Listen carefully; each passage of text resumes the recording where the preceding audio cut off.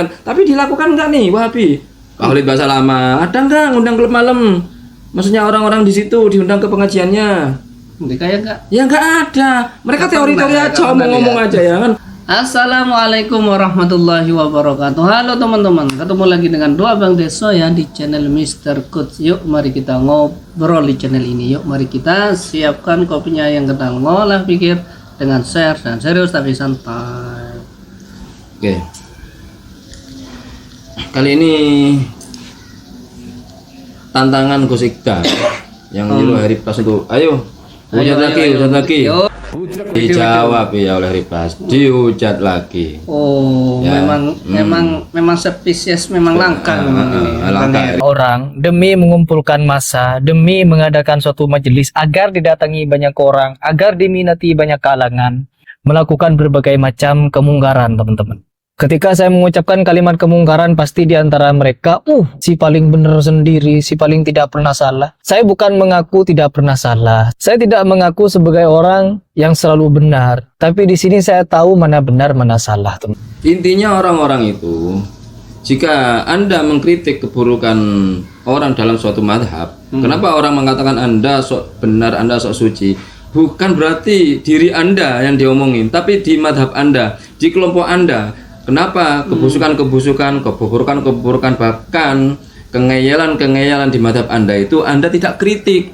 Harusnya tuh ngeritik rumahnya sendiri dulu, baru ngeritik orang lain. Kritiklah bagaimana kiblat orang Islam Mekah Madinah yang di sekitarnya itu sudah bobrok nggak karu-karuan. Hanya 650 meter dari Masjidil Haram. Ya deket lah, tak sampai 1 kilo. Apa ini belum? Iya, nggak sampai 1 kilo. Apa? Ada apa ini? Ada apa itu? 650 meter dari Masjidil Haram ada apa?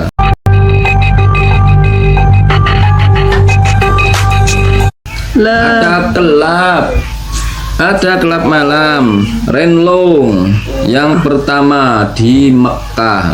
Nah, itu dikritik. Diperbaiki, barangkali ustadz-ustadznya di sini pun diam, yang alumni Mekah Madinah tuh diam juga gitu loh, nggak bersuara mereka itu. Harusnya jika Anda tidak ingin dikatakan sok suci, sok bener, nah itu Anda harus mengkritik yang itu. Ngapain Anda? Biar seimbang, Bos. Tidak selalu mengkritik kelompok orang lain, padahal dirinya sendiri juga pelakunya. Malah sebaliknya yang dipromosiin Mekah Madinah, Saudi Arabia negeri paling bagus di dunia karena masih bertauhid. Maksiat sebesar apapun di sana itu negeri paling tauhid. Negeri paling tauhid bagaimana? Olahraganya kayak gitu. Ulama-ulamanya diem, nggak ada yang protes itu. Malah yang dibawa di sini fatwa buaya halal.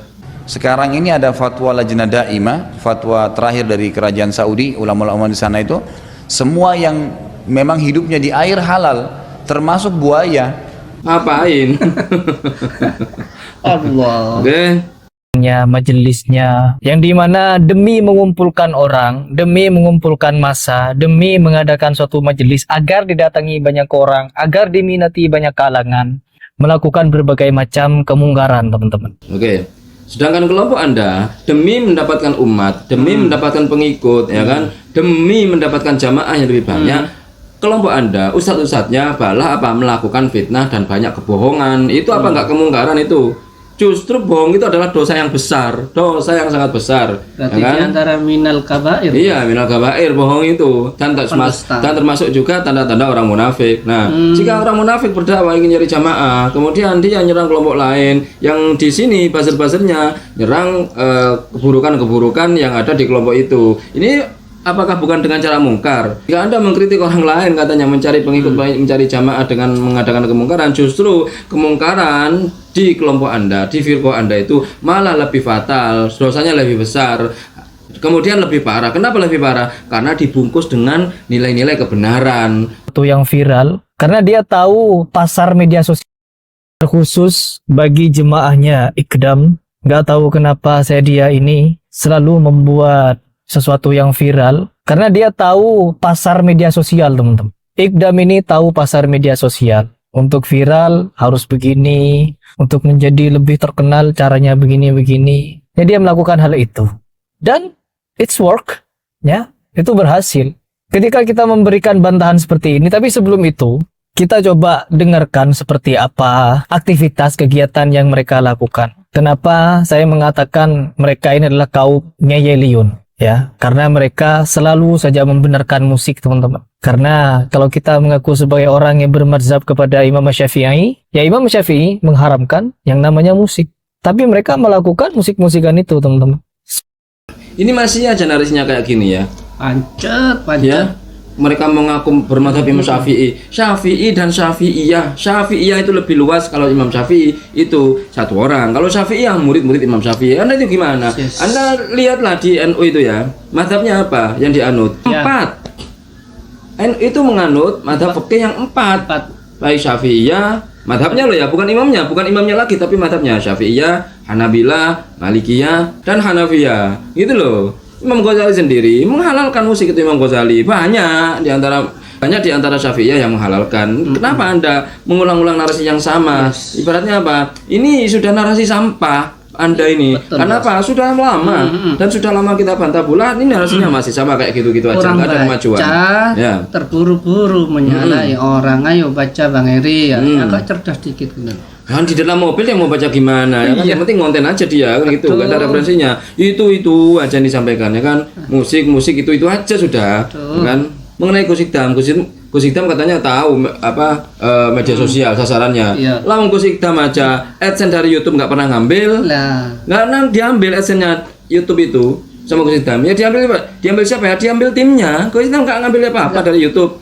kita ngambil plus bos. Iya, menurut pengakuan Kusikdam loh ya, Iya. Kusikdam memang nggak pernah ngambil 1% pun, Ya, timnya 1% pun. itu, Itu apa terserah timnya, ngapain Kusikdam? Itu loh. Kesontoloyoan yang di luar akal pikiran. Nggak tahu, coba kita simak dulu seperti apa videonya. Tangannya ditepuk, diangkat semuanya. Tangannya tepuk. Bareng. Gus-gusan ini menghalalkan untuk ceramah di perempuan-perempuan yang ya begitu seperti gus-gusan. Kalian pasti tahu siapa yang saya maksud. Ya, gus-gusan ini menghalalkan untuk ceramah di dalamnya. Saya bukan menyalahkan ceramahnya, tapi saya menyalahkan caranya. Terus bagaimana kalau kita tidak menasihati mereka? Ya, kalau kita ingin menasihati mereka, kita bukan berbaur dengan mereka, teman-teman. Ya, jangan berbaur dengan mereka. Kita undang mereka baik-baik. Kalau mereka muslim, KTP mereka muslim, undang mereka baik-baik, duduk setengah jam di majelis ilmu, ya, berbicara tentang akhirat. Berbicara tentang sahabat mereka ini dengan 1001 dalilnya untuk membela setiap ya. Oke, ini yang paling lucu ya, yang saya anggap dari Harry Plus nih. Lucu lah, ini sangat lucu ya. Statement Harry Plus ini paling lucu ya. Apa bos? Dakwah itu kan kewajiban tuh ya. Terus. Ada yang bilang fardu ain, ada yang bilang fardu kifayah. Nah, kalau sudah fardu kifayah, sudah ada yang dakwah, maka gugur kewajiban, ya kan? Kita nih yang nggak ada kewajiban dakwah nih, kita tuh yang nggak bisa dakwah tuh sudah gugur kewajiban kita oleh mereka yang berdakwah. Alhamdulillah, kewajiban kita sudah digugurkan oleh ulama-ulama kita kan gitu, masuk sistem ini ya kan. Nah, Harry Plus di sini malah tidak boleh orang berdakwah ke situ, ke tempat klub malam, ke diskotik nggak boleh. Loh. Gitu. Ya apa sih ki? Kalau mau mendakwahi mereka katanya suruh diundang. Ya apa sih? Mau Gitu loh. Diundang. mau persepsi. Makanya mau resepsian atau gimana diundang Anda ini. Aduh. Kalau memang Anda punya cara itu, ya silakan lakukan. Anda melakukan enggak nih? Wahabi Indonesia. Anda sudah mengundang enggak nih mereka ke malam ini? Ya, tuh. Ya. Ya dakwah itu langsung terjun tuh. Saya ono gawe undangan. Ya nggak masalah. Nama di Bikin list. undangan lah dia, bikin undangan. Tapi dilakukan enggak nih Wahabi? Khalid bahasa lama. Ada enggak ngundang klub malam? Maksudnya orang-orang di situ diundang ke pengajiannya? Ini kayak enggak. Ya nggak ada. Mereka Apa teori-teori enggak? aja, omong-omong aja ya kan. Omong-omong aja mereka. Harusnya diundang. Ya sudah undang silakan. Ayo diundang Bang Eri. Kalau kami terakhirnya datang menyebut bola. Mereka kan seperti buka toko jual mahal. Orang harus datang ke kami. Kalau kita nggak apa-apa lah merendah. Ya kan nggak apa-apa. Yang penting nasihat itu sampai. Gitu loh. Toh Ya. mau kita datang, mau mereka yang diundang, belum tentu juga nyampe di hati mereka. Orang hidayah itu apa tahu Allah, Bos. Betul. Ya. Di sini Harry Plus sudah melegitimasi, memastikan bahwasanya hidayah itu nggak bakal datang kalau kita datangi mereka. Yang hidayah yang datang itu kalau mereka diundang ke majelis kita tuh baru hidayah itu ada. Kan gitu ya kan narasinya. Kalau sudah menyalahkan, ya kan gitu. Ya silakan undang. Saya ingin tahu teori Anda ini, strategi Anda ini dakwah ini. Silakan praktekkan. Kemudian upload di YouTube. Ini teman-teman ya. Saya ngundang. Saya ngundang. Ini orang ini ya. Berapa? 10 orang lah. Datang enggak tuh? Betul, Bos. ke majelis-majelisnya Wahabi. Ayo, Ya. coba Bang Heri. Nanti orang yang di klub malam nilai, boleh nggak saya datang nggak pakai kerudung, pakai pakaian klub malam? Oh nggak boleh, waduh, undangan banyak syarat kan gitu. Ya, Kalau kita yang datang kan nggak ada syarat seperti itu. Ya kan, jemput bola kita nggak ada syarat-syarat gitu. Kalau saya datang kalian harus berkerudung, harus menutup aurat, ya kan nggak ada. Loh. Makanya mereka mendengarkan aja sudah. Intinya dengarkan nasihat-nasihat dari kami kan gitu, menurut ulama kan gitu bos ya. Tapi kalau mereka datang ke masjid pasti harus menutup aurat. Yang hal-hal yang mereka itu nggak mau itu loh. Iya, ya kan? memang Ke masjid kan harus menutup aurat tuh kalau ke masjid. sudah karakternya gitu, Bos. Ya kan? Makanya kalau ke masjid kan harus nggak mungkin pakaian Nggak mini, mungkin. pakaian rok ketat, auratnya terbuka ya kan. Terus datang ke majelisnya Wahabi. Waduh, makin mencak-mencak Wahabi. Jangan nanti kita yang jelek gitu. Ya kan kita ini nggak mau mata kita jelek kita itu agar dipandang bagus terus oleh manusia. Malah Anda ini mengotori kan gitu. Oke, itu yang poin paling terpenting. Terus Anda mempunyai pendapat seperti ini dari mana? Apakah dulu Rasulullah ketika dakwah kepada orang-orang non-muslim, orang kafir Quraisy ya, apakah mengirim surat untuk datang ke rumah Rasulullah untuk didakwahi? Ya enggak, Rasulullah datang Langsung. Anda ini bagaimana? Iya. Mulai dari sembunyi-sembunyi langsung terang-terang langsung. Makanya mulai dari dakwah Dari keluarganya dari dulu. keluarga dulu Datang. secara bersembunyi, secara rahasia, sama samar-samar. Kemudian kalau sudah siap baru terang-terangan. Kayak begitu strateginya dakwanya. Rasulullah ngirim surat ke orang-orang Quraisy, ya nggak mungkin. Gimana Anda ini? Ya Dari sini Anda pun strateginya pun tanpa dalil ya bos ya. Iya, Tanpa rujukan kalau Allah kalau Rasul. sudah hilang itu ya. Bisa hilang. Yang penting orang lain salah gitu aja intinya. Oke bos. Oke, itu saja obrolan hari ini. Mudah-mudahan bermanfaat, mudah-mudahan mencerahkan, dan mudah-mudahan kita bisa bersikap bijak lagi. Yang baik-baik semuanya datang dari Allah, yang jelek-jelek datang dari kami. Mohon maaf. Wa akhirul kalam. Assalamualaikum warahmatullahi wabarakatuh. Waalaikumsalam.